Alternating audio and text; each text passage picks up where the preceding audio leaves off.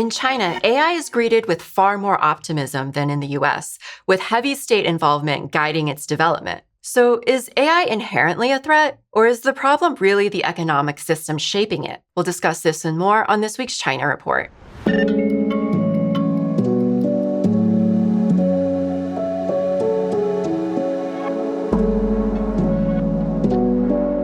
Welcome to the China Report. I'm your host, Amanda Yee. These are this week's headlines. Join us in the AI race or get left out in the cold. That's the ultimatum that the US is giving to global partners. Choose Washington's AI coalition or Beijing's, but you cannot belong to both. According to a leaked State Department draft letter regarding the US-led Pax Silica Global Tech Initiative, Washington plans to bar countries from its tech-sharing network if they also sign on to China's competing World AI Cooperation Organization. In this draft letter to be sent to 35 signatories, including Kazakhstan, which has joined both, the State Department warns that, quote, to be part of everything is to be part of nothing, end quote, urging countries to choose deliberately. The move aims to starve China of resources and allies in the race for AI dominance. Unlike Pax Silica, China's World AI Cooperation Organization is open to any sovereign country to join and is oriented around AI development in the global south.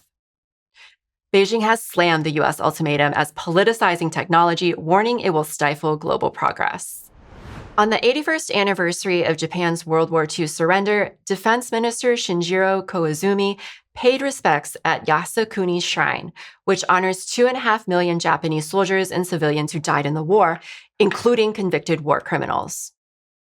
3 other cabinet members joined him: Economic and Fiscal Policy Minister Minoru Kiuchi, Economic Security Minister Kimi Onoda, and Hitoshi Kikuwada, minister in charge of issues related to Okinawa and the Northern Territories. And although Prime Minister Sanae Takaichi visited annually before assuming her current post, she opted to send only an offering instead of attending in person this time. The move has already drawn sharp rebukes from China, which warned against Japanese neo-militarism. Japan's neighbors, including China, have long seen the site and the regular visits by senior politicians as symbolic of the country's failure to atone for the atrocities its forces committed during World War II.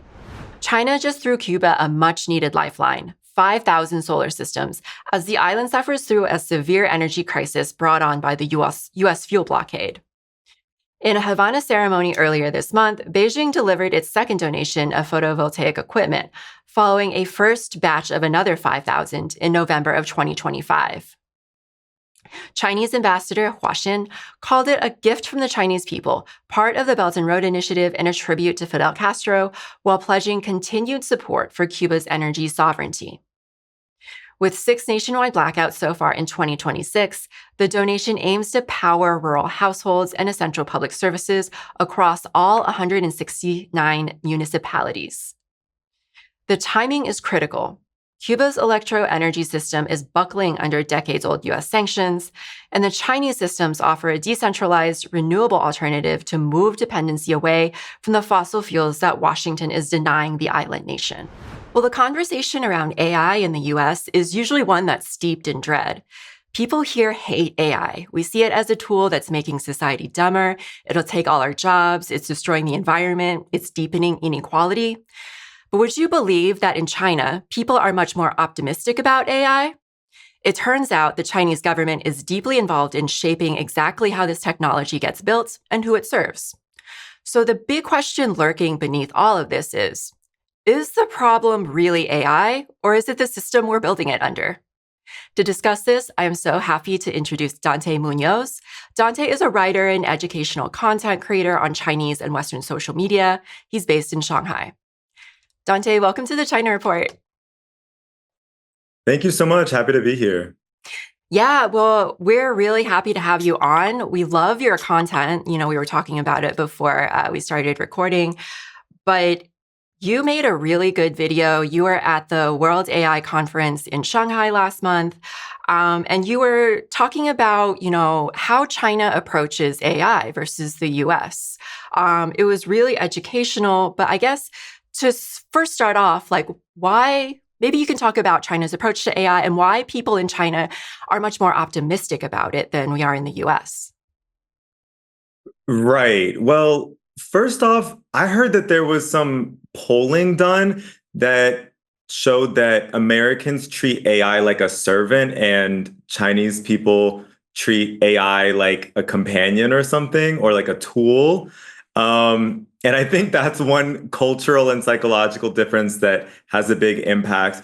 But the bottom line I see that connects all of the negative sentiments around AI for Americans is that the government is not regulating it. Mhm. And that's because the government and the AI corporations feel so threatened by the competition of Chinese AI that any regulation might slow it down and they'll lose the AI race. That's the fear. That's what they're saying. And of course, that's just so they can maximize profits and, hurt as many people as possible if that's the case along the way. And so when I came to China and realized that like nobody here treats AI like a dirty word, people who are well read into politics and into environmentalism and things like that. AI is not their enemy here. I do think everyday people see the same kinds of like psychological, social issues with AI. Like they don't want to be replaced at work. They don't want people to merge AI with their brain when they're using it too much to even think for themselves. Like those things are the same. Those are rational fears. But in terms of environmentalism, data center regulation, and corporate overreach, those concerns are just not the same in China. Mm. Well, you went to the WAIC in Shanghai, and I know you got to see a lot of like new ways that China is building AI. So could you talk a little bit about, how you see AI as improving people's lives in China? Right. It kind of hit me when I was there. I was going booth to booth talking to these different robotics and AI startups. And these young guys who were brilliant scientists, of course, were presenting their startup, their project that used AI to read disabled people's brainwaves so it could control robotic limbs for them or help them to communicate just from having those stickers on their skull, that reads the brainwaves. And when I realized how life changing that could be for any one of us, we could all become disabled at some point. These types of technology are just going to reshape everything. And some of the other startups, like when I realized that it can be used to bring life-changing resources, life-changing technological advancements to people who desperately need it. Like another startup trains the AI like exclusively on medical research so that it can give preliminary questions, like a WebMD type situation, to people who can't access the doctor easily. And in a country of 1.4 billion with hundreds of millions of people in rural areas, they can't just take their question to a doctor or someone they in their life who knows these kind of basic things. And the AI trained explicitly on medical research can help answer those preliminary questions and then guide them to an actual doctor if they feel like that's the right choice for them. And it even like helps people make the reservations, navigate insurance. Like it helps you do healthcare. And these types of applications, I think, are going to be life changing for people. Yeah, that's really cool. I think one of the more impressive applications of AI that I've read about is, China has a really rapidly aging population. And so they're training AI robotics to help elderly people around the house with like housework and stuff like that. So, yeah, a society that really cares about its aging population, unlike the US. But in your video, you say that China regulates the hell out of AI. So can you talk a little bit about these regulations? What have you seen? Well, I did say a different word, but I censored it in the video just to make it friendly for all audiences. But one of the things that stood out when I was researching this, they completely cap the amount of energy data centers can use. So it's set at like 1.4% of the national energy consumption. Like only a small percent can even go to data centers. And when you look at the results of that policy, compare the number of data centers in China to the number of data centers in the US. It's like unbelievable the difference, and somehow they're still competing. And I think a big part of that is that the US economy is so financialized. It's based on speculation. People are all trying to dump money in different places and get some investor momentum and then take their money out. And so the US is just like drilling for AI right now, building so many data centers like it's going to help them lead in innovation when we're seeing China perform, just as much innovation with so much less resource wise. And of course, the chip ban and all of those things. And they're still coming out with these several AI products that challenge ChatGPT and Anthropic. Mm. I think also in your video, you were describing how in China, the data centers are built in the desert where there's like so much energy, solar energy, that they don't know what to do with it. And so instead of,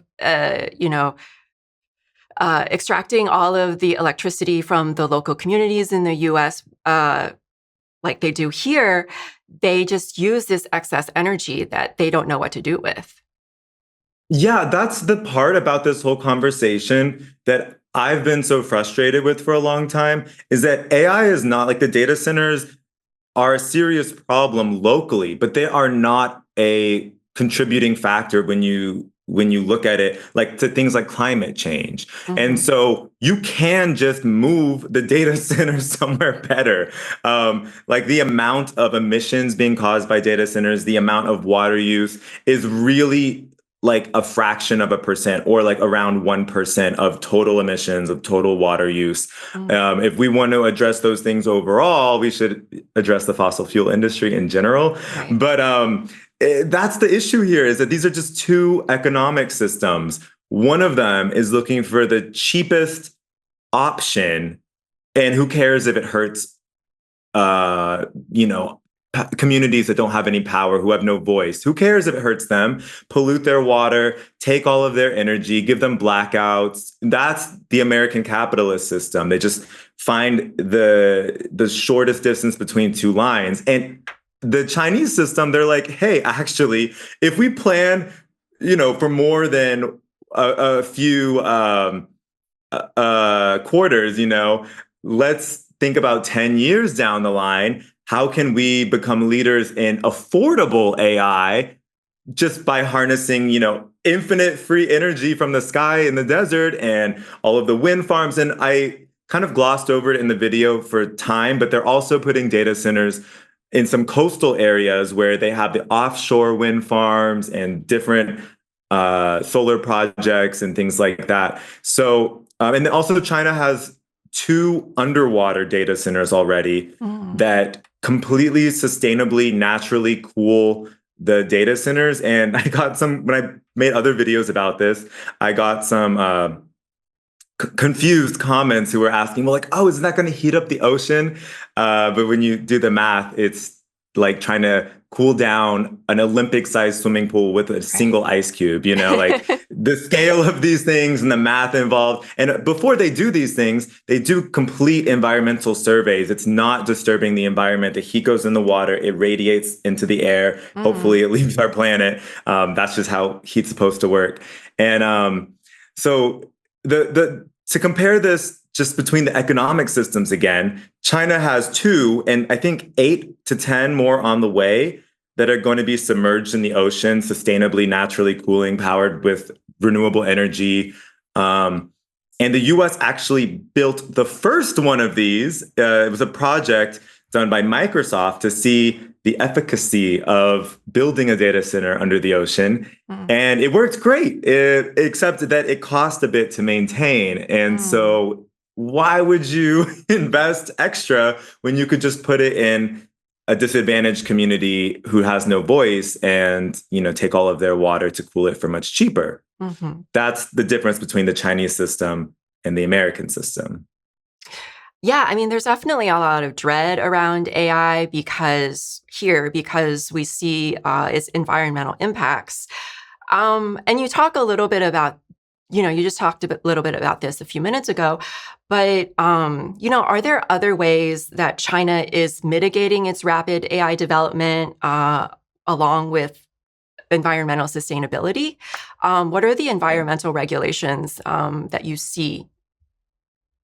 I think that as of now, it's like 80% of the data center energy consumption in China is already renewable, and they're going to be carbon neutral in just a matter of like a few decades, I think. So they're on their way. Just for the viewers who aren't up to speed, China is producing more renewable energy each year than the rest of the world combined. So Wow. they're on track to like really do this thing. Over 90% of the solar panel supply chain exists in China, not because they're behaving, with monopolistic practices. They're not trying to cut everyone off. It's just because they're that dedicated to it. And the capitalist countries of the world are like, oh, we can do it later. Maybe we'll just buy the parts from China and assemble them here, whatever. So that's like the commitment in China to renewable energy is real. And beyond that, they are trying to protect people as well. Like, one of the criticisms you always hear in China is that they really have tight control over social media and journalism and media in general. And that, of course, applies just as heavily to AI. Then for people wondering, I do Chinese social media full time. I love Chinese social media. I never feel like my voice is restricted. I talk about politics and history openly. I just do a lot of research first. I don't want to get in trouble and say something that's not true. Of course. But the same rule applies to the AI deepfakes, right? The social media platforms in the West love AI content because it gets so many clicks, so many views, a lot of controversy, even a lot of back and forth. But in China, if you post a damaging deepfake, there's already laws against that. There was a story about a woman who posted a video of a giant sinkhole in the middle of Shanghai, and she went to jail. Like, that's dangerous for public safety. There are laws against publishing deepfakes of real people. Of course, that's a huge issue in the United States with people trying to attack women with sexual deepfakes and things like that. So, it's not perfect in China. There's plenty of AI slop going on. I'm sure there are cases of videos going viral. People didn't realize their AI or how much AI they were, but they're trying their best. I mean, it's a rapid back and forth game. And I just see that the Chinese legislation, I think, is acting so much faster than any other country in the world in terms of this stuff. Yeah, absolutely. I think another difference in approach is, the US sees AI as a competition, whereas China sees it more as a collaboration between different countries of the world. Like, the US launched their Pax Silica Global Tech Initiative late last year. And I don't know if you saw in the news, but this weekend, the State Department basically released a draft letter, and they're going to send it to all of their signatories, basically telling them that you can either join our Global Tech Initiative or you can join Beijing's, but you can't join both, right? It's basically giving them an ultimatum. And China's World AI Cooperation Organization, on the other hand, is open to any sovereign country, and it's really more oriented toward developing the global South and developing AI to help the global South. And she actually delivered the keynote address at the WAIC. I don't know if you were lucky enough to catch it, but in his speech, he said AI development should not be a solo performance by any single country, but a symphony of international cooperation. And I think one example of this is through its Mazu system, which they're sharing with the Global South. It's a weather warning system that they're sharing with developing countries to better prepare themselves for natural disasters. And yeah, I was just wondering if you had like any response to that, or like how you see the ways in which China is using this AI technology for the development of the Global South versus the US. The fact that China is doing it completely open source is a testament to that. The developing countries of the world, there are some teenagers who are obsessed with computer science right now who are playing with Chinese open source models for free on their Chromebook or something. They're in developing countries, and they're able to, who knows what that will unlock for these places down the line.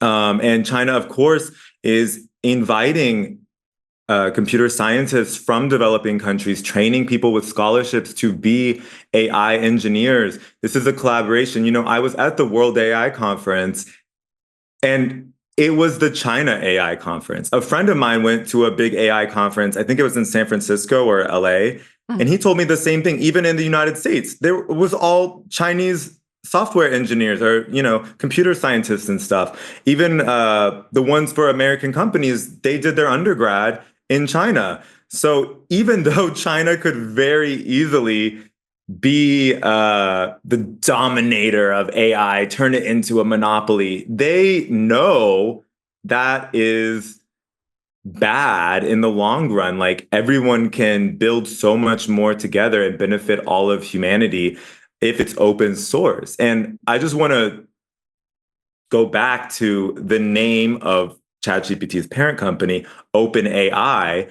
If you look into that company's history, they knew early on that AI needed to be open. It would be some kind of like disaster scenario if there is one company with a monopoly on this powerful technology.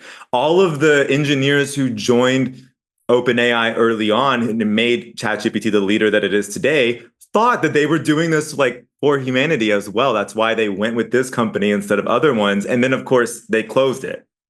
So that's just the nature of capitalism, and the nature of socialism, or socialism with Chinese characteristics, is China can get rich if it builds AI, but it can get even richer if everyone's building AI and collaborating. If they lift up the global South, there's all these new trade partners, right? Like it's a win-win. That's the logic of the 21st century. In the video, you say that the AI robotics industries are making useful things for the world because there's healthy competition between the public and private sector in China. So I was wondering if you could talk a little bit more about that, and, also how much of these sectors are state-owned versus private, and how does that guide innovation? Right. So this is a kind of fundamental question about socialism with Chinese characteristics. We all see China taking off like it's riding a rocket ship, but how?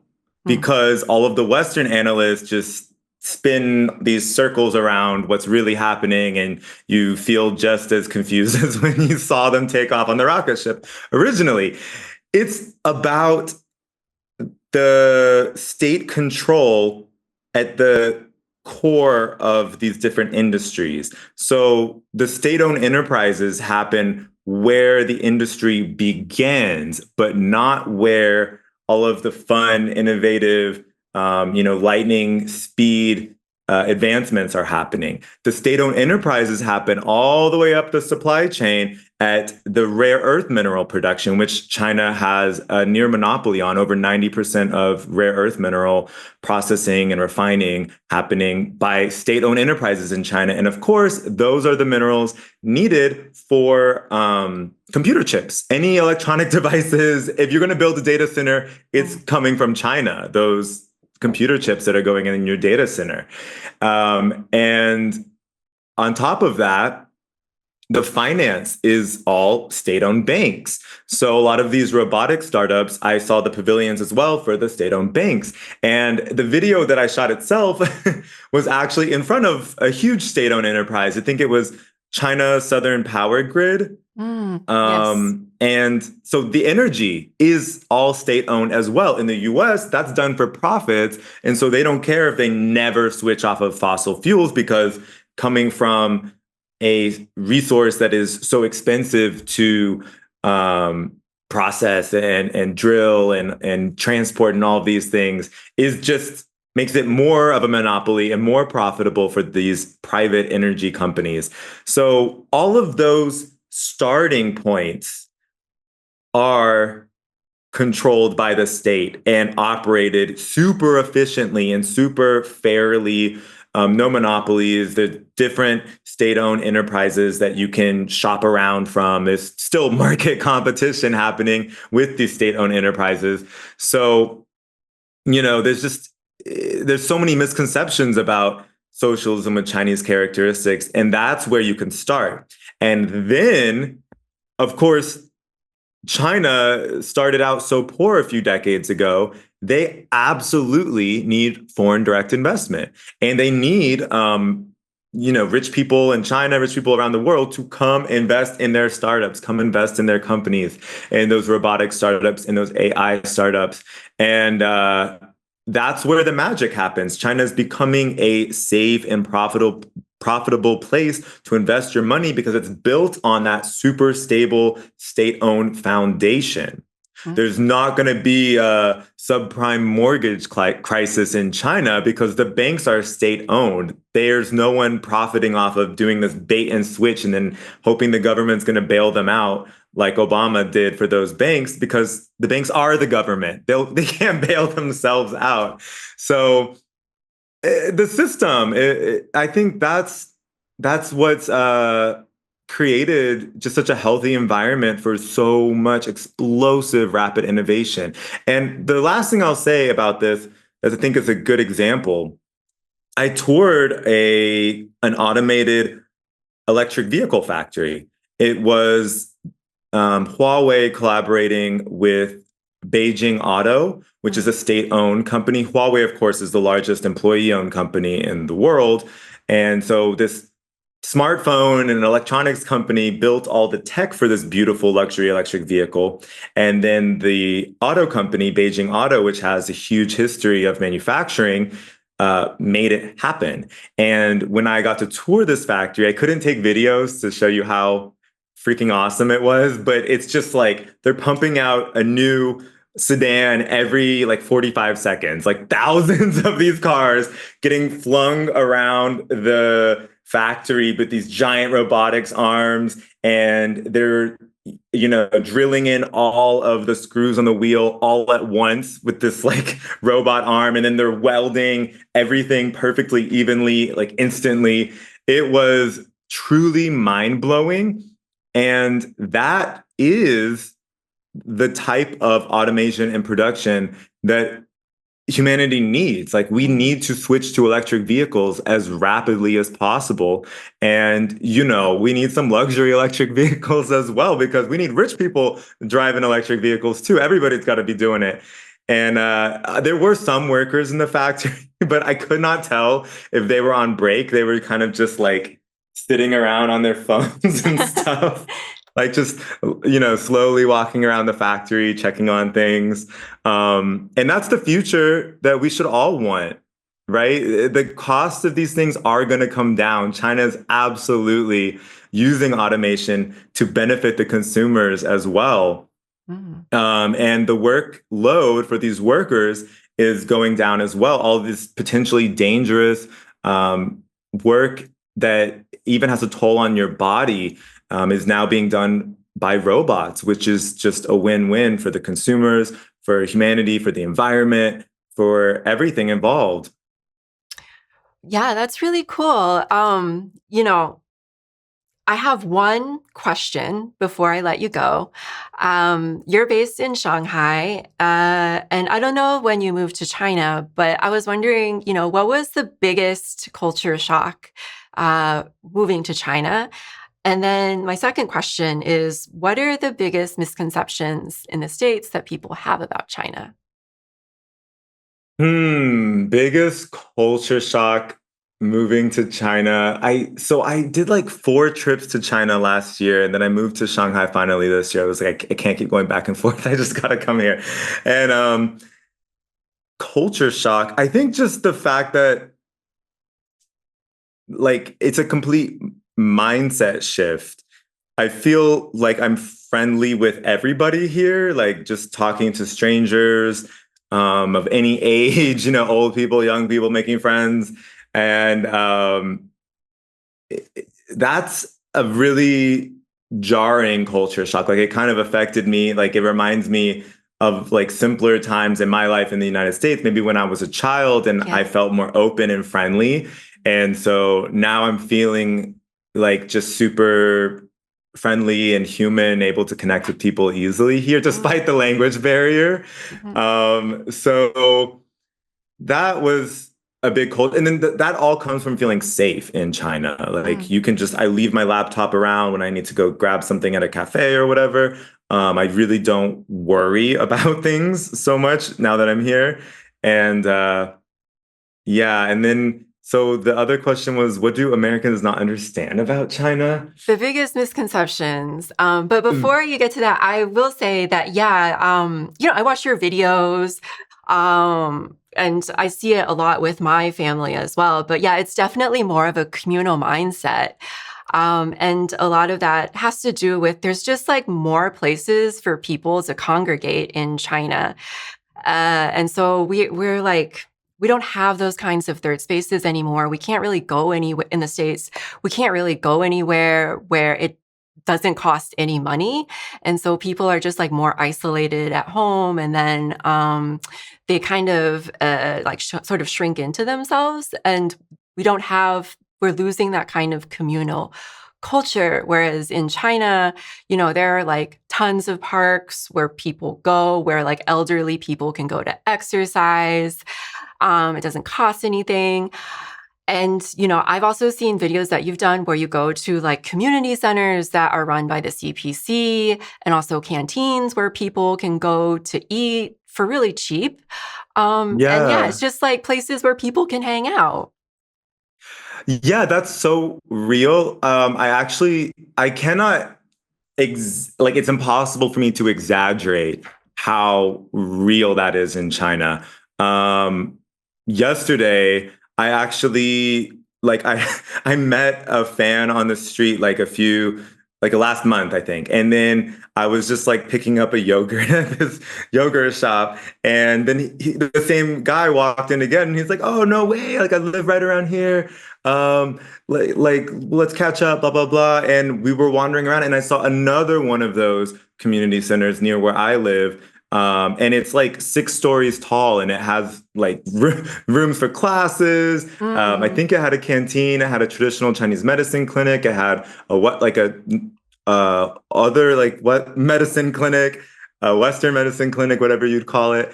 It had just a library services, a coffee shop. And rode past it on my bike all the time, and I never really wandered inside. And tomorrow morning, I got invited by a journalist to go check out another one that's really beautiful. She was like, this was a newly renovated one on Suzhou Creek.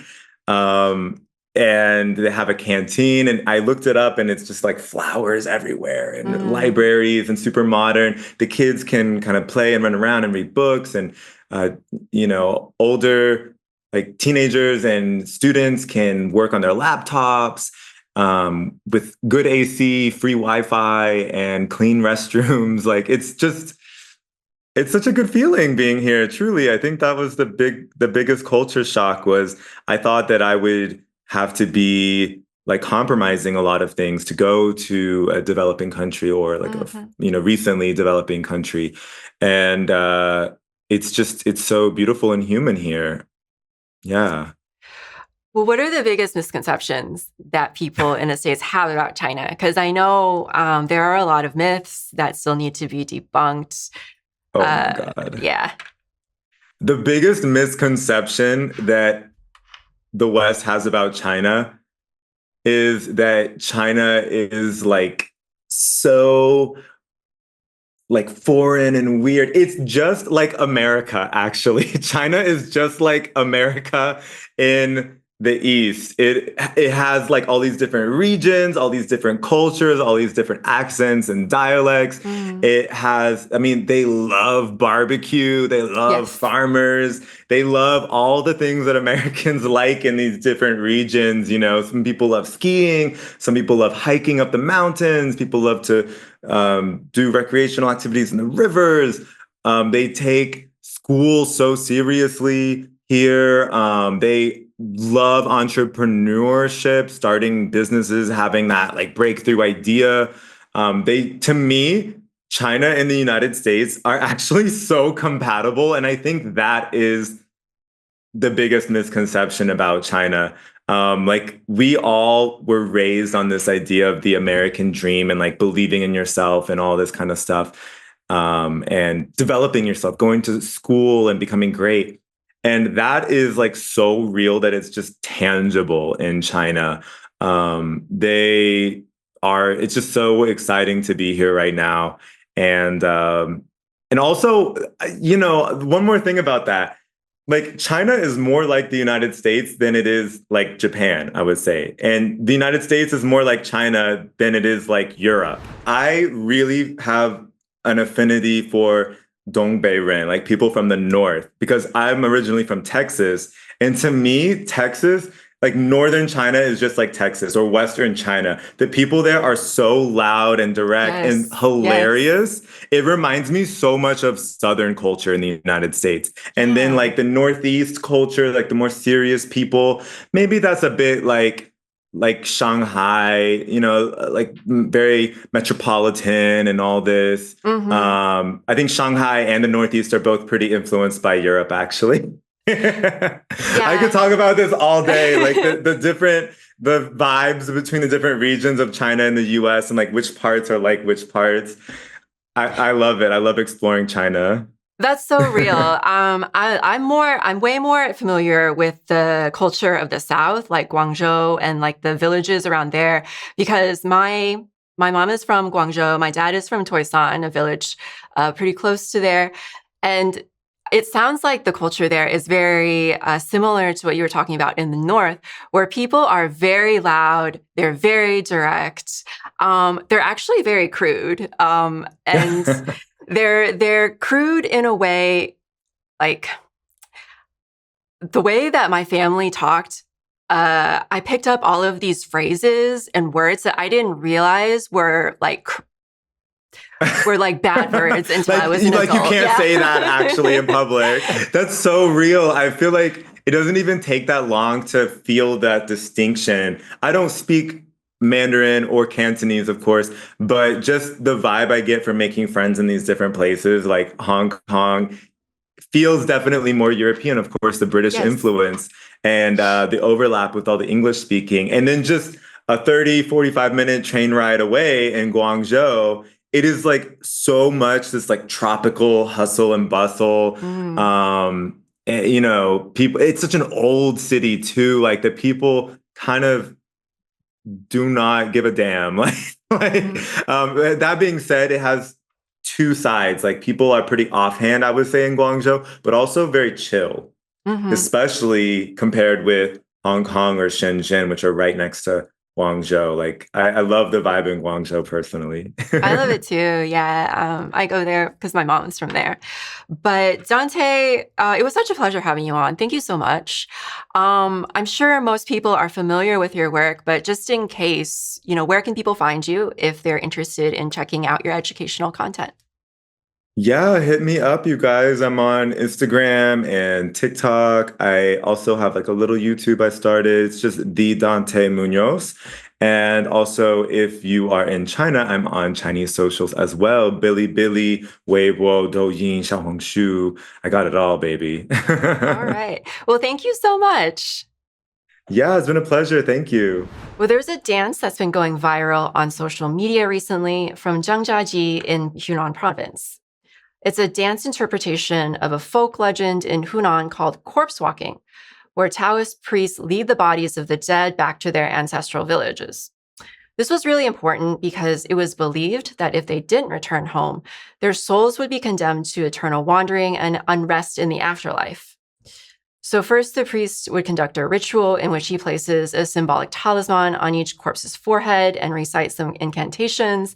And then the corpses rise up and follow the priest in a really long procession.